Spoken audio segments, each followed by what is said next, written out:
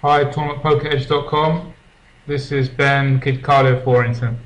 Really pleased to bring you a new series I've been working on. It is the theory series, the follow-up of the pre-flop series that I made last year, and it is going to be then obviously the post-flop series. I've had quite a lot of requests from you guys on Facebook and on the forum on TP saying when was the series going to be out, so I apologize that it's taken quite a lot of time to make. I think that the theory series are probably the most difficult to make because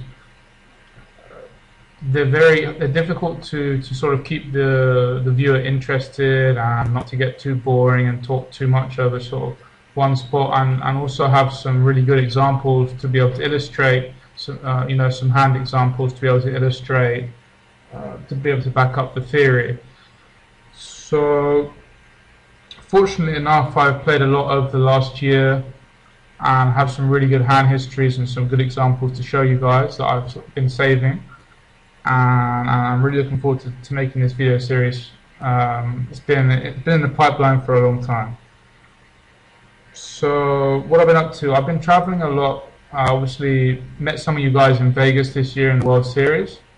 Met some of the TP people. It was really good to meet you, and whoever I didn't meet, maybe it'd be great to meet you next year. I've been traveling a lot of live tournaments around the world this year, and it's been going okay. And obviously online and coaching and still making TP videos. So let's start the video then. What I wanted to do was at the beginning of this video kind of make it quite basic and easy for everyone to understand, whatever level of poker you are. I think that generally now even stuff like poker media and commentating is all really kind of dedicated towards the professional player, and a lot of the terminology is really it's difficult to understand for a lot of amateur players, which may even sort of put people off from watching it or learning. And I know that theory series or generally poker strategy videos should be advanced. I think my plan for this video is to start off really basic, maybe even a little bit laughable for some people, and then go from there, and as we go on, get more and more advanced.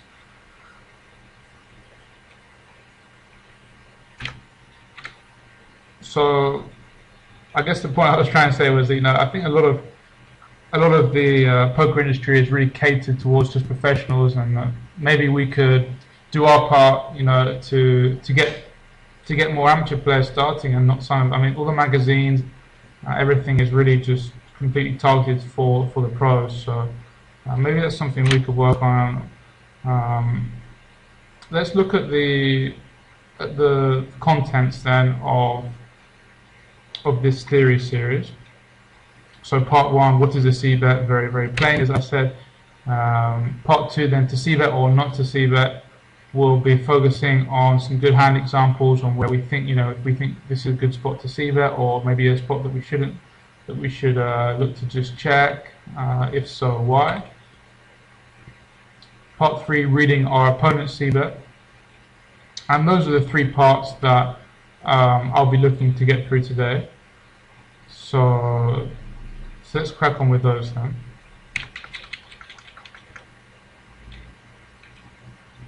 So number 1, CBETting. What is a CBET?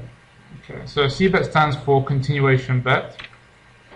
It is when you bet on the flop after you had raised pre-flop, hence the continuation. You're simply following up your own bet with another bet. Okay, fairly obviously. So a typical CBET, I would say, is between 1/3 to 2/3 the size of the pot. So I get an example here. If the blinds are 100, 200, and I open raise with Jack 10 suited from early position to 500, my opponent in the big blind calls. So we heads up to the flop, and the pot is now 1,100, obviously including the small blind. The flop comes King 5-5. My opponent checks, and I bet 600. So this is an example of our CBET.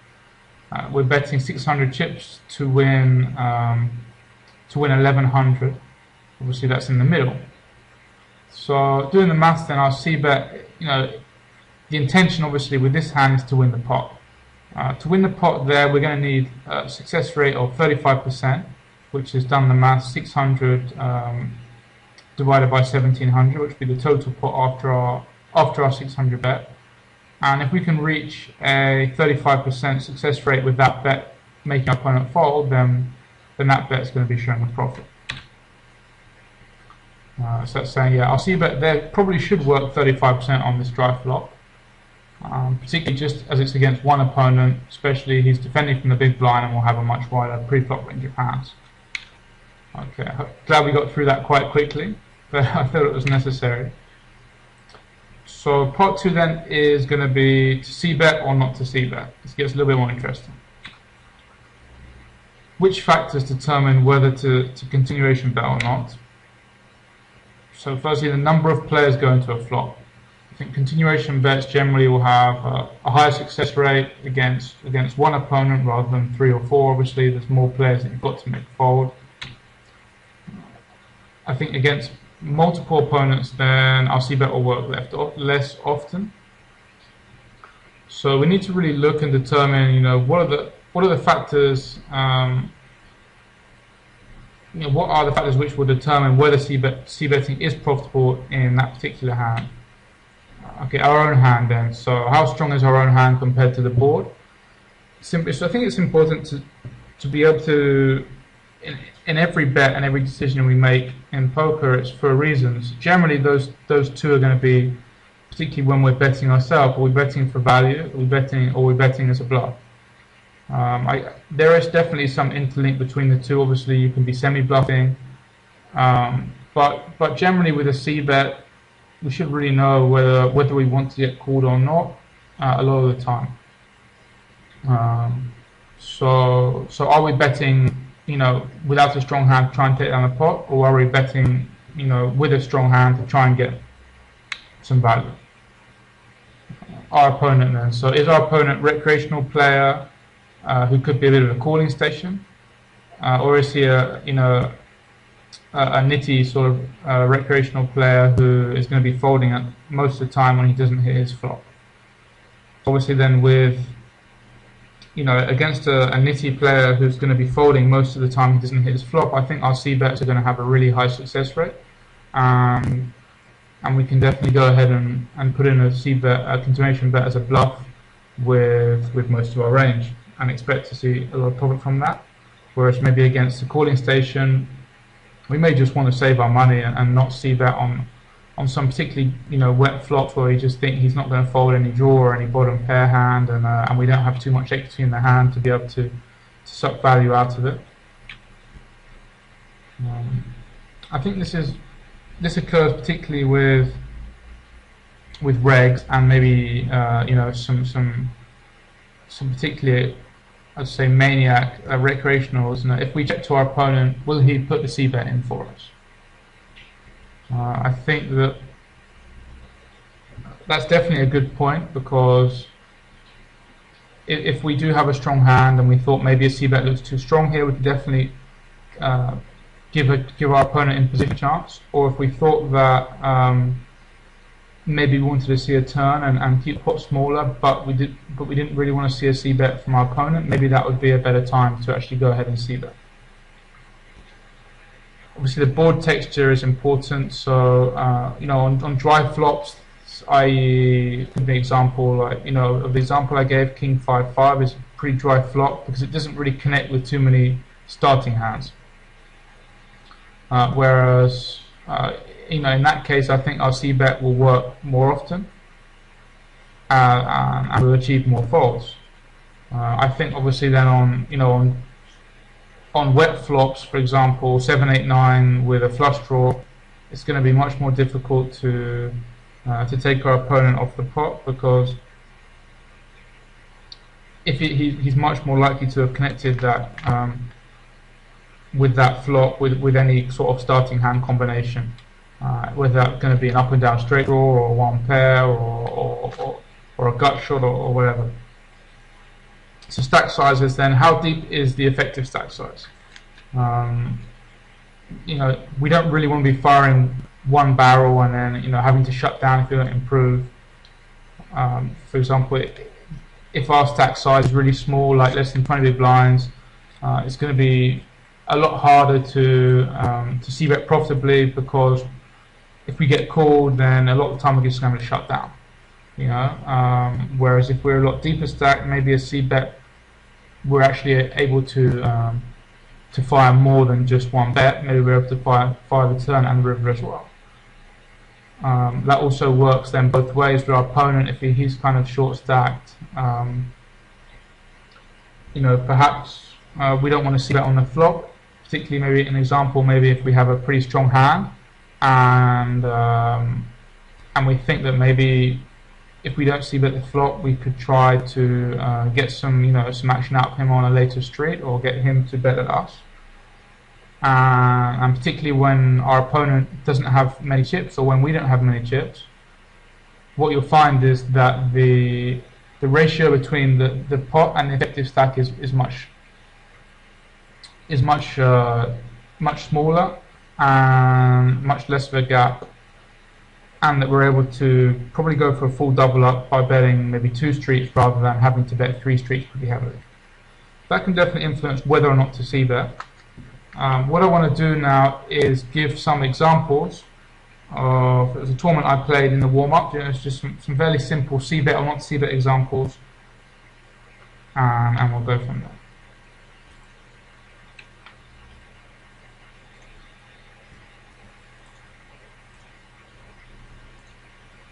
Okay, so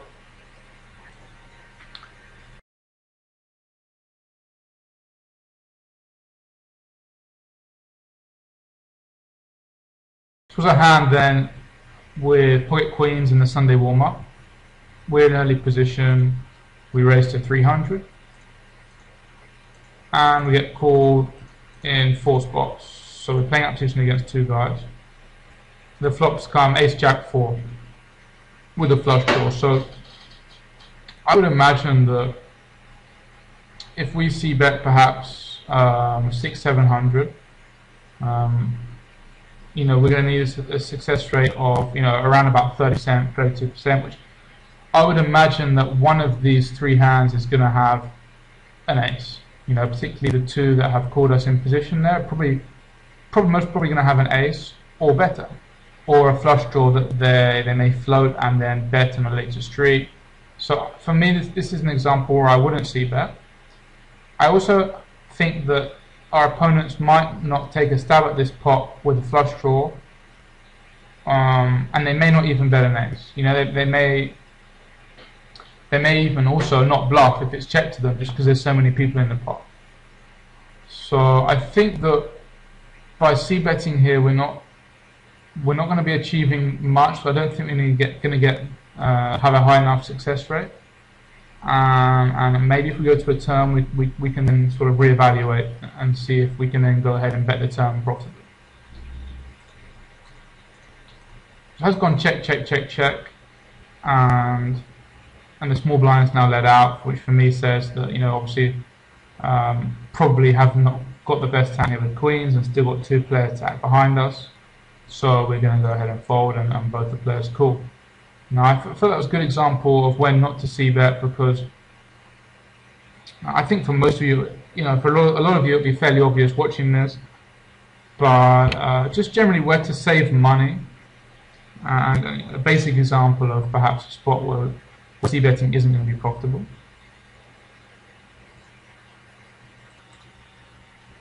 So now we have a spot where I think, I want to show you a good example of where I would like to see a c-bet. Some of the points that I talked about in the last thread then. Open raising to 400. I should probably keep it a bit more consistent, maybe make it 2.5x here. We get 1 call from the button, who I think has been, been playing a fairly wide range of hands, but not been getting out of line. So the flop here, Jack 3-2. Now, as I said, I think that's a very dry flop. It won't have connected with many hands, and I think that we can get a lot of his, say, King 10 suited, or maybe he's going to have a sort of similar hand to us. Let's have a look at the hands that he can call with. I think maybe it would be around Ace 4, Ace 5, Ace 3, Ace 2, maybe those sort of hands. Maybe some small pocket pairs. Obviously sets will be calling, but pairs between 4 and 9 or 10 are probably going to be calling one barrel, and obviously Jack X. Now, the good thing about, I think, that makes up most of his calling range on this flop, if he does call our CBET, I think we can go ahead and, there's a lot of scary turns here. Obviously anything higher than Jack is going to be a good card for us to barrel, and obviously a Queen or an 8 or a 10 or a 9 we pick up some good equity, or a club. So we do actually have some back draws on this flop, back doors on this flop. Obviously 2 clubs will give us a flush, or a Queen 8 or a King Queen or an 8-7 will give us a straight. So for me it's a very good flop to CBET for those reasons, and most importantly I think that right here, and you know, when we do make a CBET, I think that we can make him fold on the flop a high percentage of the time. Make our CBET in half the pot, I think that's fine. We can get 600. I don't like making it any smaller, because I don't really want to tempt him into seeing a turn. He calls in, and the turn is an ace. And you know, that's kind of one of the reasons that I thought that it was a good spot to CBET. If he does come along on call, we may be able to go ahead and take him off the hand on later stage. I think maybe if this flop was Ace 3-2 and he calls our CBET and the turn was a Jack, I think that we may, his calling range on the flop is likely to, his calling range on the flop is likely to still be calling us, you know, all the hands that calling the flop probably won't be, you know, their relative strength won't be changed by many turns. So for that reason, you know, I like CBETting this flop, and obviously I think CBETting the turn is going to have a really high reward, really high success rate, should I say. And that's another, you know, fairly standard example of when I like CBETting, and you know, for the reasons that.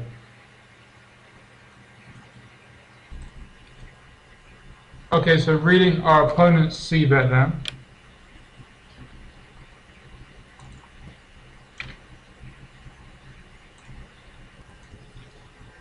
Reading our opponent's CBET then, part 3. Okay, so we have to be able to distinguish between the reg players and the recreational players. Obviously reg will kind of be more professional, semi-professional players, which I think makes up quite a large composition now of the online field, much more than previous years. A lot more players, with, you know, in a tournament are probably capable of winning than before. I suppose, no thanks to you know, a lot of coaching sites and videos and Skype groups, you know, generally the whole transition of countries that are playing. You know, a lot of new players now from Bulgaria and Russia, and you know, up and coming other countries that learn pretty quickly. Put in a lot of hard work, and you can see now a lot of you know, winning players coming from the countries, whereas before there wasn't so much, and there was definitely a much higher composition of fish. So I would generally, whereas a few years ago, assume that at my table of the Sunday millions, I would generally recognize any professional player there, or any sort of capable player. Someone maybe that's capable of looking for good spots to 3-bet light, or to float, or to bluff. And if I didn't recognize a player, it probably meant that they weren't that good. Whereas now I think that it's definitely all changed. A lot of, you know, on the table on Sunday millions, I think most people at your table will be pretty aware. Doesn't mean they'll play well, but you're going to find a lot more competent opponents than before. So in this, you know, with relation to reading our CBETs, I think generally we're going to be we're going to be combating a lot more regs than we are recreational players right now. Obviously, it does depend on the stakes, but even across all stakes, that's changed. A reg then is going to have the same CBET thought process as ourselves. So is he betting for a value or as a bluff? Okay. I would imagine that on wet boards with strong hands, the size of the CBET is going to be larger. So, you know, let's say you've got aces on a queen 10 7 with a flush draw.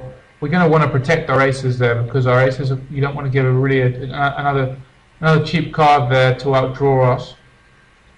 Whereas maybe aces on a 6-2-2 rainbow, I would expect the CBET to be you know, slightly less. We don't have to protect our hand and essentially protect our stack quite as much, although there is still the need to build a pot.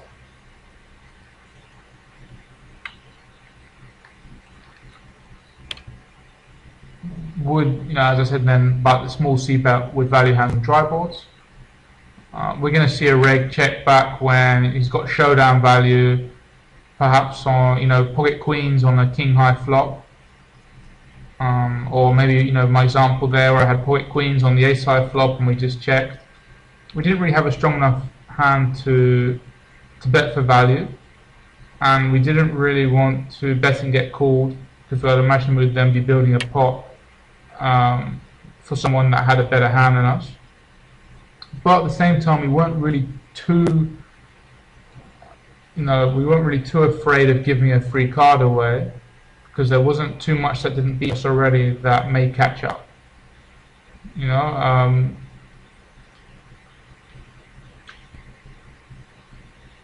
also we could be checking for deception, let's say, to get value on later streets. If we do, you know, especially with the queens on a king high flop, then we may force our opponent into bluffing at it, or maybe we can get 2 streets of value from a hand that can actually call us, or 1 street and then later, you know, maybe give them a chance to catch up.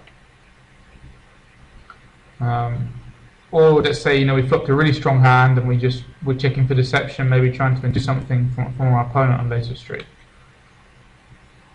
But you won't see too often in a reg sort of checking, you know, a flop that he should be c-betting with all his air hands. You won't see him sort of checking back hands that don't have showdown value. So I would generally associate a reg c-bet with being a weaker range, because a lot of the time he's checking back showdown value and just betting his very strong value hands and his air hands. Of course, it's hard to make strong value hands, so I feel like a lot of the time with the regs are betting, it may be actually, you know, as a bluff on a c-bet.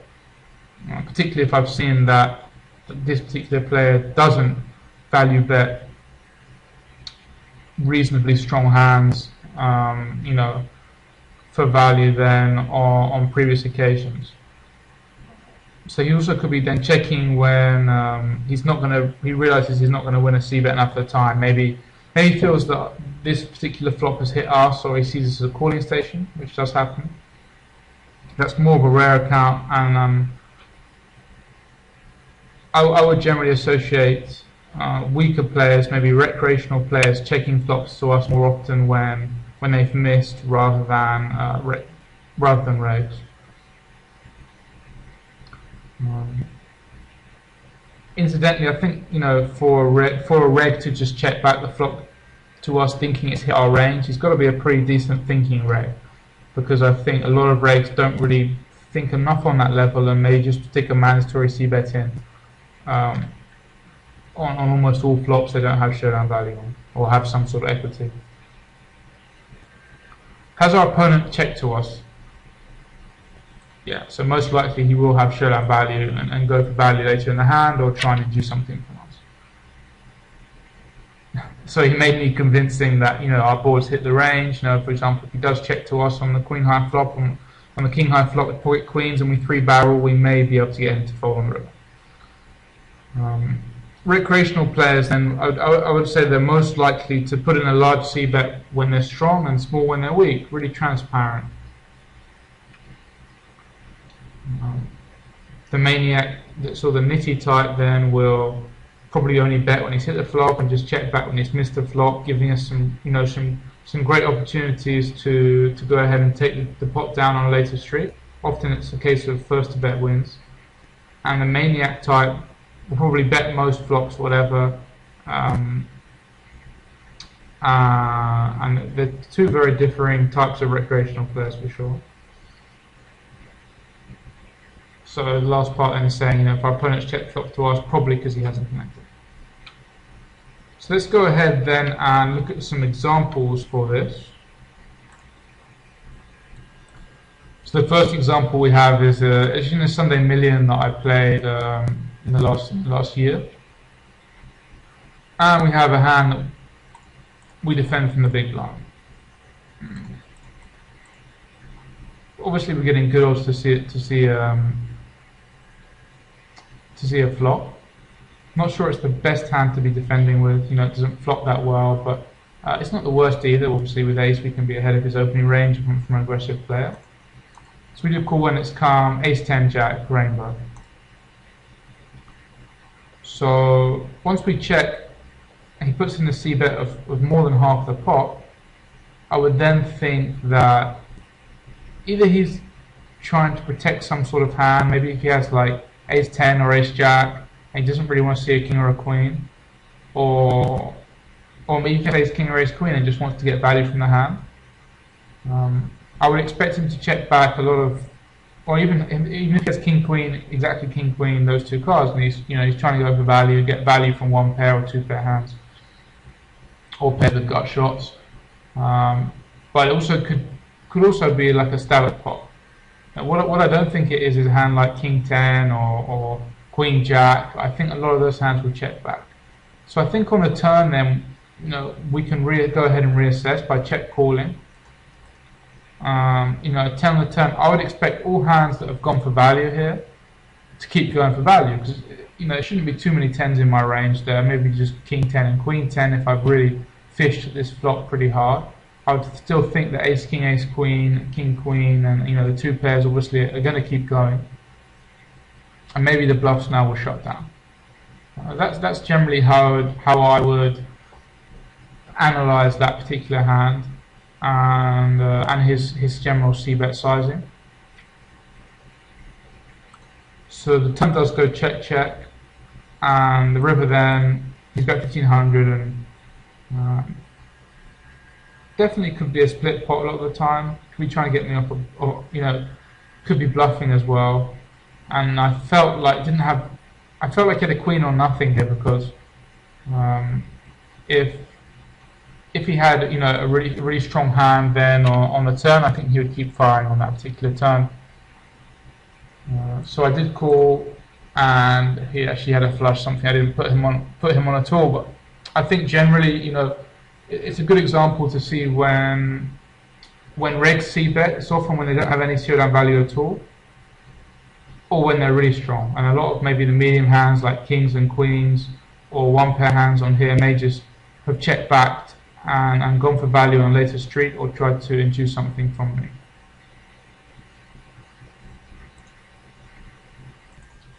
The next example, there's going to be two examples actually in the big 162 I played on a Sunday. So obviously sitting pretty nice there, 13k at 125, 250. Min raise from late position, a call from this stack, which is not, a little bit unconventional. But expect this stack to be shoving or folding. So if he was, a competent player, I'd associate that with a really strong hand. The flop then, I think we've got a hand that we can defend with that flops well. Just come 10, 9, 7, and 1800 in the pot. I think now if he's got an overpair and he's trapping, he's going to want to try and get the money in now. So a really weak bet of 500 just made me think, he's kind of plodding along with the hand. I mean, his stack size obviously affects it, because he doesn't really have to do too much to get all these chips in the middle now. The ratio between the effective stack and the pot is very low. So I would say, it's not the best example in that respect, but let's imagine he had 10,000 chips and he's putting in the same bet. Doesn't really look like he's protecting much of a hand, and more maybe like he's on a draw, he's got some good equity, or he's just taking a small mandatory stab-in position. So I suppose if he had more chips, I would probably just check call and not fold to too many turns and rivers. But as I wanted this guy out of the hand, and I thought I'd quite happy play for his stack, seeing as he hasn't really shown too much strength with the size of his bet. If he'd have bet sort of 1200, I may have given him more credit, for having a stronger hand that he's trying to protect, and may have reconsidered getting the money in. So he does go all in, and I think you'll see this really often. People that sort of aren't really protecting much of a hand, maybe put very small C bets in on the flop. I felt that was a pretty good example. Another one here with ace-2, where we get an open from 17 big blinds, and all in a call and a call, and we flop flop the nuts pretty much. Flop the ace high straight, sorry, the ace high flush. I do know my straights, my flushes, believe it or not. And into a 7,500, probably bets 3,000. I felt like if he's got ace queen there, or maybe there are going to be a lot of cards that he's not going to want to see a turn. So there's going to be a lot of hands that he may have that he's not going to want to see a turn with. A lot of top pairs, maybe straights, or two pairs, or trips without, or a set without any spade, isn't going to want to see another turn. A lot of hands are susceptible to being outdrawn. So by his c-bet, I felt like, especially into a dry pot, that he had a pretty strong hand, and was, if it hadn't have been a dry side pot and he wasn't all in, I wouldn't have given this, I wouldn't have given this as much credit as I did. The fact that it's a dry side pot, I thought, well, he's probably going to have a hand. I don't think getting it in here is too bad, but I still think we can just give him a chance to do it. And from his turn bet there, I think we know now that he's going to have a pretty strong hand to go with. And it doesn't even seem that he's too scared about another spade in the river or whatever. So it made me think maybe he's got like kings or ace queen with a like king queen, or some sort of king 10 hand with a spade. And we can just go ahead and get it in. And he did flop a flush as well, which is really, really sick. I think we really have to look deeper into the c-bet sizes of our opponents, look to see how much of their, I guess firstly their stack, and if their stack is really worth protecting. Generally, we're gonna see that large c-bets mean a lot of strength. Large c-bet's going to mean a lot of strength, or maybe as a stab at the pot, and maybe like a smaller c-bet on wet flops is going to give away a lot about the texture of our opponent's hand, and if he's trying to actually protect a hand, or if he's just got some equity and he's trying to make a hand himself.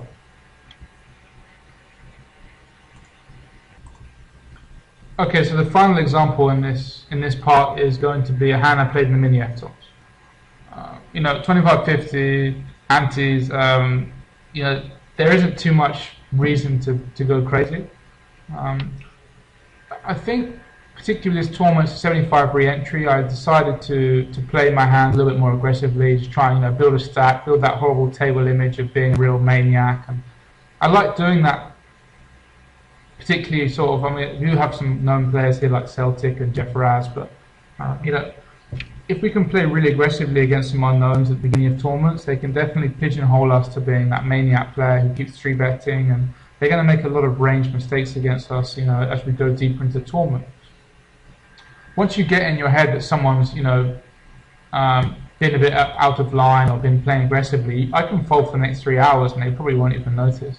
They're still going to have that image on me. So I do like to go So, obviously when the situation calls for it to go a little bit, I wouldn't say crazy, but a little bit looser, particularly at the beginning of these tournaments. And this is a great time to do it in a re-entry. And I think 3-betting here is obviously more profitable when we have antes. But I still got someone who's probably going to call a lot of the time and fold to some flops with a hand that flops okay in position. So we did 3-bet here. Not that common of me, but he's timed and he's put in a really kind of a pretty small 4-bet out position there. Once again, I think bet sizes come to, is he trying to protect a hand or not? I don't think he's going to make that same 4-bet if he's got aces or kings or ace-king, particularly ace-king. I think he's probably going to go for a bit more value, protect his hand maybe in the 700s area, especially out of position, this deep stack. I call and see a flop, getting good immediate odds, and it comes ace-king 10. So we really need to be able to go ahead and see. I think his 4-bet range is obviously pretty strong. It's not really the flop we wanted to see. We're going to have to go ahead and evaluate his c-bet here and see, probably fold to most c-bets. Once he checks to us, I feel like his range is more weighted towards maybe queens, jacks, ace, jack, ace, queen type hands, even though they might not 4-bet. We'll go ahead and check back. Once he checks to us again, I really feel that now we've probably got the best hand.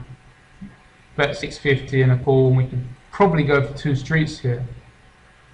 Particularly as I think he may only be 4-betting a kind of a small range like queens and jacks, and he should be going for value with, on that flop, for example, what hands isn't he c-betting?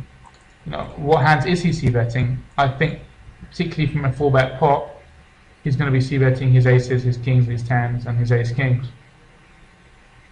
So I feel like if he's not c-betting, he should probably have queens or jacks a lot of the time there, or maybe some weaker ace that he's not comfortable c-betting.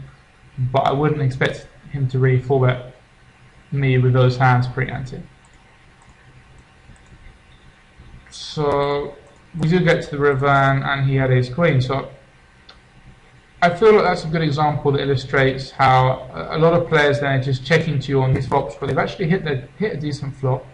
Particularly he's got the ace of diamonds, but they're not betting them. Reds are just checking them, playing very passively, trying to, maybe thinking that if he bets there, he can't get called by a worse hand, and he's trying to let me do the work, and that's definitely something that helps my post-flop game, because maybe when these particular players then start c-betting against me in these spots, actually their range of value hands is going to be really limited, and their bluff range is opened up much more. So I feel like we need to have more of a balanced range in some of these c-betting spots. And if I'm able, for example, if the same sort of thing happens, and he goes ahead and c-bets this sort of texture flop, I'm not going to give him much credit, and I'm really going to look to sort of good spots to float and bluff, and good spots just generally to take the pot down the later street. So that was really a very basic introduction to the post-flop. I felt like we needed to do this first part really basically, and move on from there and become more advanced from there. Obviously, the title of this series is Advanced Post-Flop, and it probably should be Basic, Medium, and Advanced, because a lot of the stuff we've gone through here has been really basic. So look, thanks for sticking through with this first part. I will definitely forgive you if you fast-forwarded. The second part, I can promise you, is going to start involving some more complicated examples. And really, the idea, what I want to get through with this video series, is looking at some really good spots to bluff and float, hero call, and perhaps some